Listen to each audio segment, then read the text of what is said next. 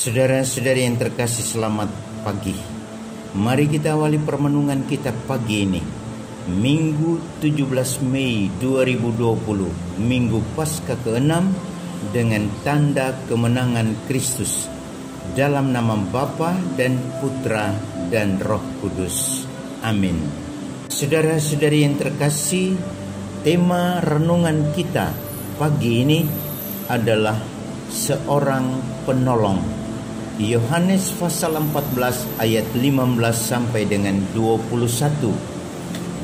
Kalau dalam kitab Kejadian, kisah manusia di Taman Eden, kita membaca saat Adam dilihat sendirian, Tuhan mengatakan, "Tidak baik kalau manusia itu seorang diri saja.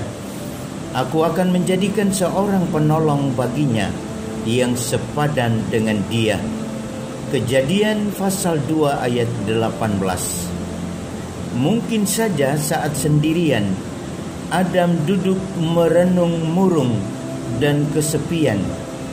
Meskipun banyak hiburan, taman yang indah, binatang-binatang yang banyak, dan buah-buahan yang sedap, namun tetap saja sepi, dan mungkin saja Adam takut seorang diri.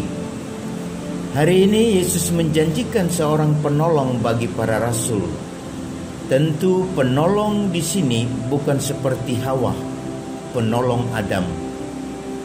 Kita tidak usah berpikir tentang ilmu tafsir yang menganalisis hawa dan ruah alias roh. Kita hanya mau merefleksikan bagaimana janji seorang penolong yang lain itu kita terima sebagai energi ekstra bagi kita. Janji Yesus ini merupakan sebuah cara menyiapkan para rasulnya untuk menghadapi segala risiko dalam menjalankan tugas perutusan mereka selanjutnya. Ia penolong menyertai kamu dan akan diam di dalam kamu. Aku tidak akan meninggalkan kamu sebagai yatim piatu. Aku datang kembali kepadamu, kata Yesus kepada para rasul. Yohanes pasal 14 ayat 17c sampai ayat 18. Yesus mau mengatakan kepada kita bahwa Dia akan tetap bersama kita. Yesus juga mau mengatakan, jangan takut, aku ada. Tugas para rasul yang berat akan diringankan oleh seorang penolong, dan pengetahuan yang minim akan dilengkapi oleh roh kebenaran. Dengan demikian, Yesus menghilangkan segala kekhawatiran yang ada dalam diri para rasul. Yesus memberi semangat bagi mereka agar tidak takut memberi diri untuk dipakainya dalam pewartaan kabar sukacita. Dalam situasi kita saat ini, apakah kita sudah tidak sanggup menghadapinya? Apakah kita menyerah tak berdaya? Tidak, karena seorang penolong, yaitu Roh Kudus, pasti menolong kita dengan caranya. Sudah banyak doa dan puasa yang kita lakukan untuk memohon agar Tuhan menyatakan dirinya kepada kita dan mengubah situasi ini menjadi lebih baik dan membahagiakan, lebih adem dan penuh sukacita. Kita juga yakin bahwa Bunda kita pada hati putranya yang Maha Kudus membantu kita dengan doa-doanya.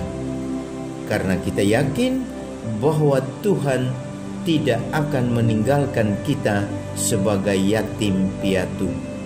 Saudara, dengan kekuatan penolong yang sama, hendaknya kita tidak takut. Sebab ketakutan membuat kita kehilangan harapan dan mematikan daya untuk bersaksi tentang kebenaran. Kita bercermin pada Sang Sabda yang mengatakan, "Aku akan minta kepada Bapa, dan Ia akan memberikan kepadamu seorang penolong yang lain, supaya Ia menyertai kamu selama-lamanya. Yohanes pasal 14 ayat 16. Penolong yang lain, yaitu Roh kebenaran, tentu tidak akan meninggalkan kita. Percayalah.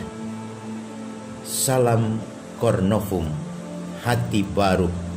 Dia yang menjanjikan seorang penolong bagi kita, senantiasa memberkati kita semua, dalam nama Bapa dan Putra dan Roh Kudus.